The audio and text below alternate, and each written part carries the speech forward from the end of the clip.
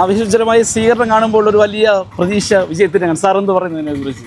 കഴിഞ്ഞ പ്രാവശ്യം കിട്ടിയ 15,378 വോട്ടാണെങ്കിൽ 1000 വോട്ടെങ്കിലും കൂടുതൽ കിട്ടി 16,378 വോട്ടും വെളി ജയിക്കും. വലിയ വികസനങ്ങളിൽ ഈ പാലയിൽ നടപ്പിലാക്കി എന്നുള്ളതാണ് പ്രതീക്ഷ അറിയാൻ കഴിഞ്ഞത്. അതിനെക്കുറിച്ച് ഒരു എന്താ പറയുക? ഇപ്പോൾ തന്നെ ഈ റോഡ് തന്നെ നോക്കൂ, പൊട്ടിപ്പൊളിഞ്ഞ നാശമായി കിടന്ന തീക്കോയി അടുക്കം മേലെടുക്കൽ റോഡ്, അതുപോലെ തീക്കോയി തലനാട് റോഡ്, പിന്നെ ഈ ഇതിനകത്ത് 82 ലക്ഷം രൂപയുടെയും 10 ലക്ഷം രൂപയുടെയും 15 ലക്ഷം രൂപയുടെ നിരവധി അനവധിയായ റോഡുകൾ, കുടിവെള്ള പദ്ധതികൾ, അംഗൻവാടികൾ, അങ്ങനെ നിരവധി അനവധിയായ കാര്യങ്ങൾ ചെയ്തിട്ടാണ് ജനങ്ങളോട് വോട്ട് ചോദിക്കുന്നത്. അതുകൊണ്ടാണ് ഞാൻ പറയുന്നത് ആത്മാഭിമാനത്തോടെ വോട്ട് ചോദിക്കുന്നത്.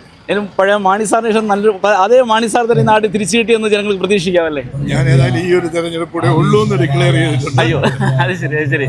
ഈ ഒരു തെരഞ്ഞെടുപ്പിന്റെ സമയത്ത് വാഗമണ്ണിൽ നിന്നും എല്ലിക്കല്ലിലേക്കും ഇലവിലാപ്പുറത്തിലേക്കും 2 ടൂറിസ്റ്റ് ഡെസ്റ്റിനേഷൻസ്, അങ്ങോട്ടേക്കുള്ള റോഡ് വരും.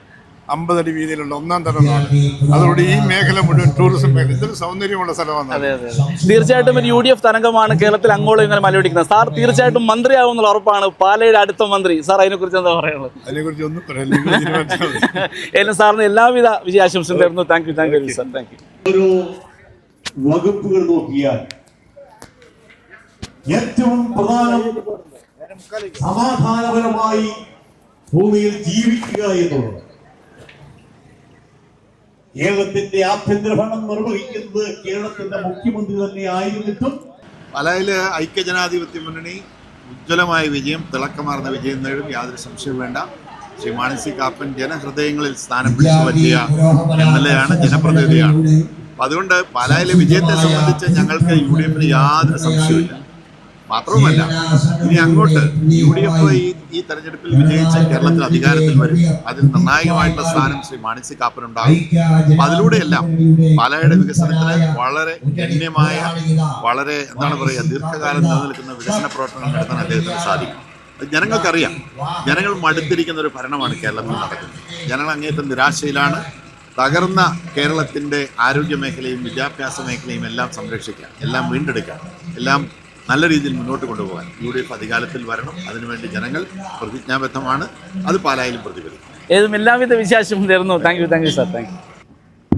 ആരാധനായ MP ഫ്രാൻസിസ് ജോർജ്, വിജയപുരധാനം, മണ്ഡലം president Rijan block president Joyce Kariya, Rohini Bhai ഉൾപ്പെടെ ഈ വേദിയിലുള്ള സുഹൃത്തുക്കളെ സ്നേഹിക്കുന്നു.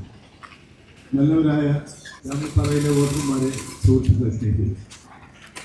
അഴിമതിയിൽ മുന്നിൽ വിളിച്ചിരിക്കുന്ന ഒരു സർക്കാരിൻ്റെ പ്രതിനിധിയെ, പിണറായിയുടെ പ്രതിനിധിയോട് ജോസ് കെ മോഹൻ, അതിനെ മത്സരിക്കുമ്പോൾ ഒരു കാര്യം പറഞ്ഞാൽ 4 കൊല്ലം രാജ്യസഭയിൽ ബാക്കിയുണ്ട്. അത് റിസർവിൽ വെച്ചുകൊണ്ടാണ് ഇപ്പോൾ മത്സരിക്കുന്നത്. രണ്ടാമതിൻ്റെ മതസൗഹാർദ്ദം തകർക്കാൻ ശ്രമിക്കുന്ന, ഈ രാജ്യത്തെ വേർതിരിക്കാൻ ശ്രമിക്കുന്ന നരേന്ദ്രമോദിയുടെ പിൻഗാമിയായിട്ടാണ് ശ്രീ ഷോൺ ജോർജ് മത്സരിക്കുന്നത്. ഈ രാജ്യത്തിൻ്റെ ഐക്യവും അഖണ്ഡതയും നിലനിർത്താൻ, മതേതരത്വം നിലനിർത്താൻ വേണ്ടി അഹോരാത്രം പണിയെടുക്കുന്ന രാഹുൽ ഗാന്ധിയെ പ്രതികരിച്ചാണ് ഞാനും UDF ഇവിടെ മത്സരിക്കുന്നത്. എനിക്കൊരു കാര്യത്തിൽ സംതൃപ്തിയുണ്ട്. 2019 നിങ്ങളെ തിരഞ്ഞെടുക്കുമ്പോൾ ഈ വഴികളെല്ലാം താറുമാറായി കിടന്നിരുന്നതാണ്. തീക്കോയി അടുക്കം മേലെടുക്കം റോഡ് BMDC ലെവലിലെത്തി. തീക്കോയി കടനാട് റോഡ് BMDC ലെവലിലായി. ബാക്കി റോഡുകൾ MLA ഫണ്ടിൽ നിന്നും ചെയ്ത് ഇപ്പോൾ ഒരുമാതിരി വൃത്തിയായി സഞ്ചരിക്കാവുന്ന സാഹചര്യത്തിൽ എത്തിയിരിക്കുന്നു. ആ ആത്മാഭിമാനത്തോടുകൂടി തന്നെ നിങ്ങളോട് ഞാൻ വോട്ടഭ്യർത്ഥിക്കുകയാണ്. തീർച്ചയായും വോട്ട് ചെയ്ത് ഈ പ്രാവശ്യം കൂടി എന്നെ വിജയിപ്പിക്കണമെന്ന് അഭ്യർത്ഥിച്ചുകൊണ്ട് നിർത്തുന്നു. നന്ദി, നമസ്കാരം.